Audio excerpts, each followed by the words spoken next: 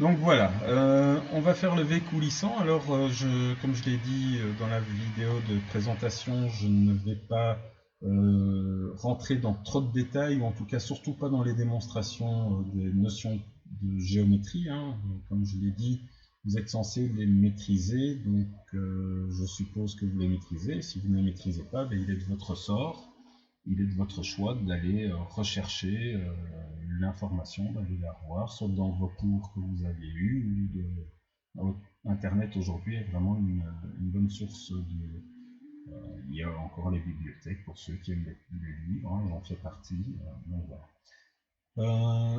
Avant de commencer le dessin, donc sur la méthode, de toute façon, là je vais vous montrer, je vais passer un peu de temps sur l'image, donc sur le plan, mais je vais décaler le plan. Il faut savoir que vous ne le voyez pas ici dans la vidéo, mais je travaille avec deux écrans, et donc je mettrai le PDF sur mon deuxième écran, et vous n'aurez que la vision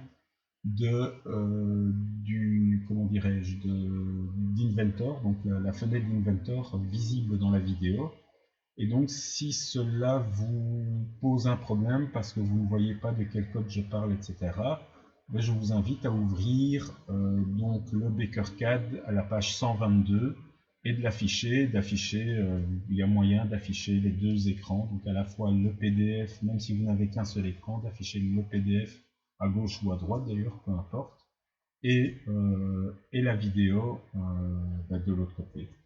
Et comme ça, vous voyez exactement. Si vous avez deux écrans, c'est encore mieux, c'est parfait. Vous pouvez afficher le PDF sur un et la vidéo sur l'autre.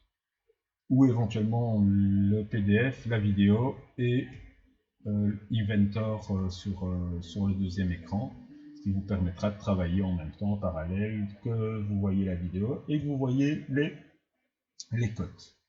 S'il est vraiment essentiel, si je trouve qu'il est essentiel à la compréhension, je rapatrierai le PDF dans la zone de capture de vidéo, et puis pour parler d'une code ou l'autre. Donc ça, c'est la première des choses. La deuxième des choses, c'est de parler un petit peu des choses. Finalement, le dessin, c'est ce que j'ai toujours prétendu, et je n'ai jamais changé mon discours depuis le début de l'année, c'est à la fois le cours le plus simple et le plus compliqué. C'est-à-dire que le plus simple dans le sens où, bah, là, si j'ai une pièce comme ça à redessiner, franchement, c'est très simple. Je recopie. Donc ici, maintenant, avec la DAO, il faut modéliser en 3D éventuellement et la redessiner et se dire, bah, tiens, comment est-ce que je peux bien dessiner ce machin. Mais globalement, une fois qu'on maîtrise l'outil, et bon, 20% des outils de Inventor vous permettront de dessiner sans problème 80% des pièces, hein, c'est la loi de Pareto. 20% de l'effort, de l'apprentissage du logiciel, fournit 80% de résultats. On y est, on reste dans les clous à quelques pourcents près, hein, j'ai pas fait l'étude, mais bon, globalement, à vue de nez, on est bon. En gros, l'idée générale, c'est que quelques outils de base vont vous permettre de dessiner une grande majorité de pièces. Voilà. Même si les chiffres ne sont pas rigoureusement exacts, l'idée est bien celle-là et est correcte. Donc ce qui se passe, c'est qu'on a quand même des espèces de cylindres, en tout cas on a creusé des cylindres ici, au bout du V, et ces cylindres, tout simplement, sont là pour une raison très simple. Alors il y a deux raisons. C'est d'une part que on voit bien que si je veux faire descendre ce bloc-là, donc j'enlève la vis, sans parler de la vis de réglage, mais juste le fait de descendre ce bloc-là. Alors je ne sais pas si j'ai un plan monté, non, j'ai pas le plan monté. Donc si je veux faire descendre cette vis, si ici, parce que j'ai une petite usure d'outil, donc en fait la pointe ici ne sera pas hyper pointue, elle sera légèrement arrondie. Et il se trouve que là, j'aurai un petit peu plus de matière que là, et donc ça aura du mal à rentrer. Et là, il n'y a que deux solutions, hein, à part, enfin, du moins si c'est pas celle-ci, c'est soit d'agrandir le V, mais auquel cas la longueur sera bonne, mais ce qui va se passer, c'est que les faces ici, les deux faces à 90 degrés ne pourront plus être en contact avec ces faces-ci. Et là, ça me pose un autre problème qui est que je risque d'avoir un petit ballottement du V sur son fond. Alors, il me reste que deux solutions, soit de casser l'arête ici, en faisant une arête arrondie et en faisant un beau V bien sec, mais ou de creuser ici de la matière pour laisser la pointe rentrer et se placer bien où il faut, puisque je vais devoir attendre. Là, il y en a une qui est préférable à l'autre, c'est-à-dire que je pourrais, je vais dire, géométriquement parlant, ça marche. Je vais couper l'arête ici, du coup, effectivement, je vais jamais aller taper la pointe là au fond du V. C'est pas un souci. Sauf que avoir une arête vive comme ça en négatif, c'est pas top. C'est pas top parce que on risque toujours une déchirure. On va dire s'il y a des efforts suffisants, on risque d'avoir ici à la pointe. C'est un petit peu le coup de ciseau qu'on donne dans le tissu et puis quand on a un vieux t-shirt ou qu'on a un vieux vêtement et qu'on veut en faire des loques pour, je sais pas moi, pour nettoyer son pinceau, qu'on met de la peinture ou que sais-je. Eh bien, des fois avec la couture, le col, c'est pas évident de les déchirer. On donne un tout petit coup de ciseau et hop, on a une amorce de rupture et ça se déchire tout seul. Eh bien ici c'est la même chose. Il faut savoir que les arêtes comme ça négatives, les arêtes creuses, on n'aime pas vraiment avoir des arêtes vives, donc vraiment pointues. C'est toujours des amorces de rupture. Il suffit qu'on ait un effort ici un peu intense et hop, on a toujours la risque d'une fissure qui se propage et alors ça, on arrive à la ruine de la pièce puisqu'elle se casse en deux voire en plus. Donc ça on n'aime pas trop. Donc cette technique consisterait à enlever ici, tout compte fait. Alors je vais essayer de prendre l'outil. Non, c'est pas celui-là. J'essaie en direct de prendre un outil pour écrire. C'est pas biffer, c'est pas signer, surligner peut-être. Non, ça c'est sur du texte, je pense pas que ça va marcher. Affichage, outils, commentaire peut-être. Modifier, protection, compresser, remplir.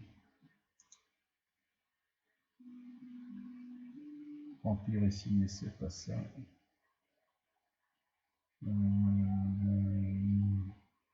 Je cherche un nom. Soit autre outil. Voilà.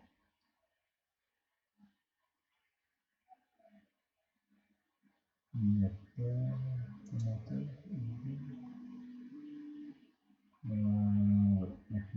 Non, parce que c'est du texte principalement.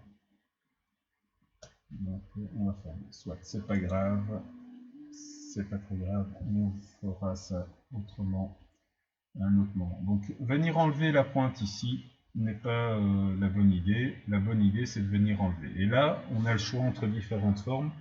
Et en l'occurrence, l'avantage du cylindre, c'est que les tensions vont se répartir uniformément. Ça va même jouer un peu un rôle d'élasticité. Donc on voit que si on écarte les faces, on n'a aucun risque à aucun moment. Si je venais faire un rectangle, je le ferai dans l'esquisse. On verra qu'il y a des encres et donc il y a toujours des risques d'amorce de rupture, de pointe, etc. Donc voilà. Alors pour ce qui est du dessin, donc je vais maintenant virer le PDF sur mon autre écran. Voilà. Et donc je reprends une pièce, je vais dessiner. Et là, j'ai deux solutions. Donc ici au niveau de l'arbre de création, on verra.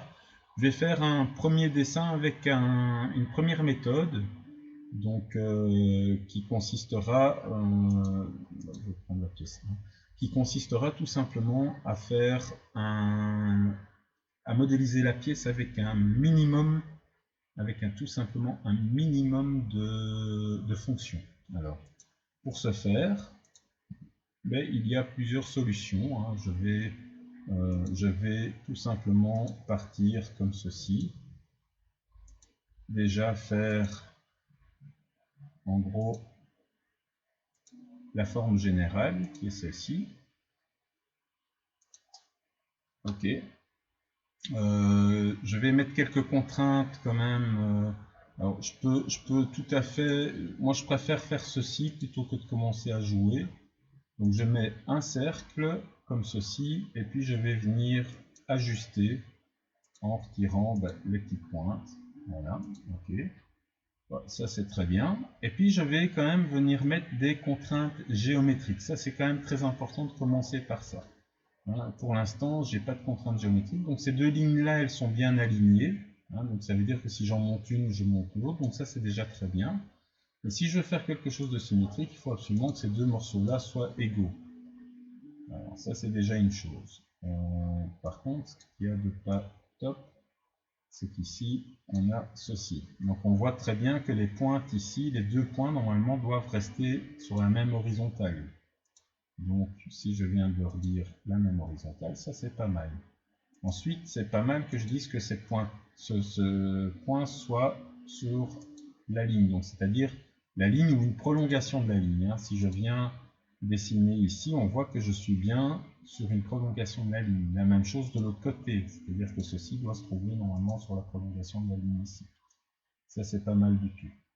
Alors ici, c'est assez étonnant, mais normalement, je devrais être dans la même collinéaire.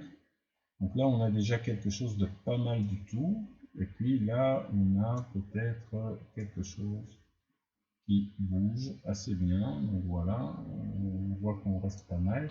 Ici, je ne sais pas trop, on pourrait dire perpendiculaire, puisqu'on a 90 degrés. Alors là, c'est un peu au choix. Hein. Soit je choisis, là il se trouve que c'est perpendiculaire, donc je peux le mettre.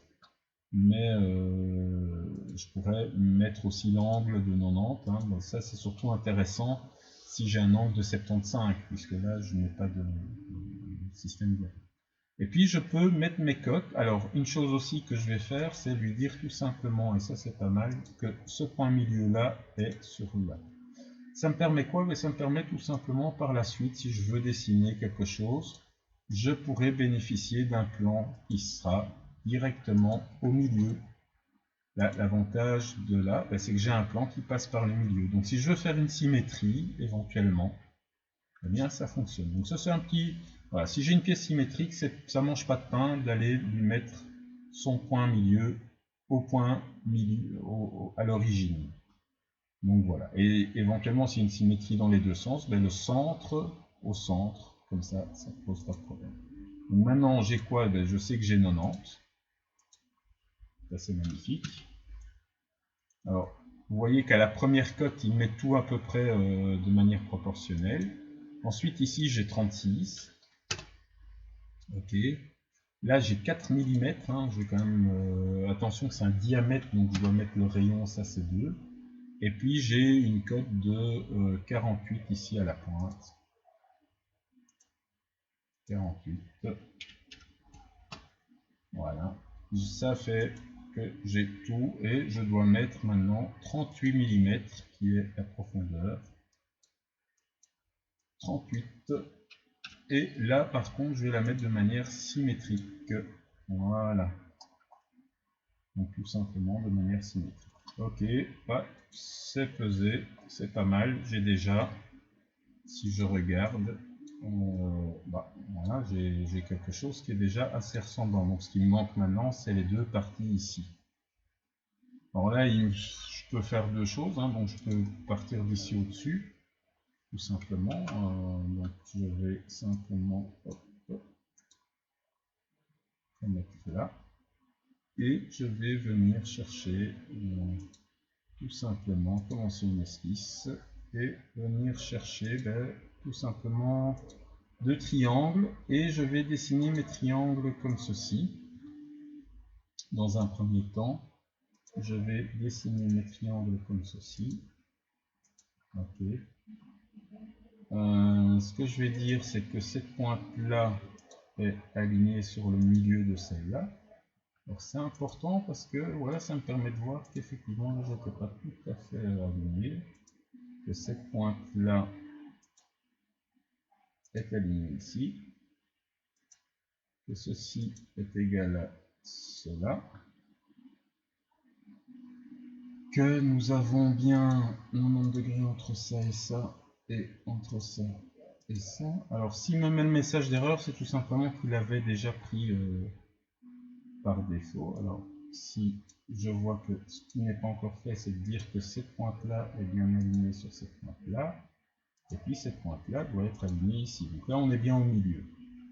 Ensuite, c'est de venir dire que cette droite-là est collinéaire avec celle-là. Celle-ci est collinéaire avec celle-là. Et puis, on voit que j'ai une distance de 60 entre pointes. Je peux tout à fait venir lui dire, bah tiens, j'ai 60 ici. Et on voit que c'est fini. Alors, il reste la question de la découpe. Alors, la question de la découpe, ben, je vais faire un rond d'un côté. Donc, c'est un rond de 4 mm. Donc, 4 mm. Je peux le laisser comme ça. Je n'ai pas besoin de le découper dans ce cas-ci. Et je vais vous faire un rectangle hein, pour montrer. Donc, on va supposer que le rectangle, il est égal. Donc, on va supposer que là, on est sur un bon gros rectangle classique, donc un carré. Donc, on est bien ceci est égal à ceci. Voilà. On va lui mettre 4 mm aussi, hein, pour dire que. Je le modifierai par la suite. Et on voit que là, si je fais une découpe, j'ai un angle. Donc, j'ai un risque d'amorce de rupture ici et ici. Donc ça va pas être top. Donc, je vais quand même juste faire enlever la matière. Hein. Donc, il suffit là que je rajoute les différentes surfaces que je veux extruder. Donc, en l'occurrence, celle-ci. Et là, c'est beaucoup plus simple puisque c'est ceci, plus ceci, plus ceci. Il s'agit bien d'enlever de la matière surtout. Je dis OK. Et on voit que, effectivement, c'est fait. Tel qu'il faut. Mais là on voit bien que ben oui, avec mon carré c'est pas génial, ça laisse bien passer le V. On voit bien que effectivement si je trace un V qui vient ici, là la pointe arrive bien dans le creux et ça ne gêne pas. La seule chose c'est qu'ici on a bien un problème d'amorce, une arête ici qui est une amorce de rupture. Donc je rappelle qu'on peut toujours aller modifier l'esquisse, aller supprimer le fameux carré, tout simplement. Pas plus compliqué que ça, et lui remettre bien sûr le diamètre 4 en question. Terminer l'esquisse. Forcément ici au niveau d'extrusion, je dois modifier la fonction pour lui prendre finalement la zone supplémentaire, c'est celle-ci. Et voilà, et ma pièce est terminée, hein. Je veux dire, il n'y a rien d'autre à faire. Il n'y a rien d'autre à faire, c'est aussi simple que ça. Alors vous allez me dire, oui, mais il y avait une cote de 30 là, monsieur. C'est bizarre parce que vous avez mis qu'une cote de 60 et ça suffit. Ben oui, c'est des notions de géométrie de base. Hein, n'oublions pas que ici, la diagonale, donc ici, la diagonale fait 30. Donc la demi-diagonale fait 15. Ça, c'est des notions de géométrie de base dans un carré. Il faut bien voir que ce triangle, ça n'est jamais que le demi-triangle. C'est la moitié d'un carré. C'est-à-dire que si je construis ici comme ceci, bah, voilà. Alors bien sûr, il faudrait que je dise que ceci, non, ceci est parallèle à ça, que ceci est parallèle à ça, et j'ai un carré. Donc les 30 que j'ai ici se retrouvent entre cette pointe-là et cette pointe-là, et puis comme j'arrive jusqu'à la moitié, c'est bien 15. Sachant que à la base, on a bien 90, ben 90 moins 2 fois 15, ça fait 30, ben on a bien 60. Et donc en ayant bien contraint géométriquement mon triangle, eh bien en ne mettant que ma cote de 60, ça suffit largement à ce que ici ma cote de 30 soit respectée. Donc en fait, j'ai pas besoin de dessiner la cote de 30. Donc voilà. Donc ma pièce est dessinée, je n'ai que deux fonctions. Ça, c'était vraiment utile et nécessaire dans le temps, parce que en fait, pour calculer les fonctions, ça prenait énormément de temps. Les ressources machines n'étaient pas extraordinaires, et donc on était un peu obligé de passer par là pour y arriver. Aujourd'hui, c'est plus du tout le cas. Les PC sont largement suffisants que pour pouvoir créer 4, 5, 6, 10 fonctions sans problème. Et donc, on va travailler un petit peu différemment. Donc ici, on pourrait s'imaginer qu'on fait un rectangle, ben, finalement, de 90 par 36. Donc, 90 par 36. Je termine. J'extrude directement par 38 en disant que c'est symétrique. Voilà, hop. Je me casse pas la tête, je viens ici, je fais de nouveau une extrusion sur cette face là, hop, en avant, je fais de nouveau un triangle, tac, tac, tac. J'ai pas besoin de lui dire, l'avantage c'est que je lui dis que ça, hop, c'est bien au milieu de ce machin là, que j'ai bien 90 degrés ici, paf, paf, que j'ai bien ici 48, qu'ici au bout j'ai un triangle de 4 mm, voilà, 4 mm, voilà. Donc là j'ai bien 48, j'ai bien ceci, j'ai bien cela. Et donc je dois juste lui dire qu'effectivement ce point-là est au milieu, ici, paf. Je termine mon esquisse, je prends, bien sûr, je dis que cette partie-là, plus cette partie-là, plus cette partie-là, en négatif, à travers tout. Paf, c'est fait. Je viens ici au-dessus, je redessine comme l'autre côté, mais je pourrais même faire autrement, c'est-à-dire que bon, ce serait pas top. Finalement, j'ai pas besoin de dessiner deux fois, je peux le dessiner une seule fois, ce fameux triangle.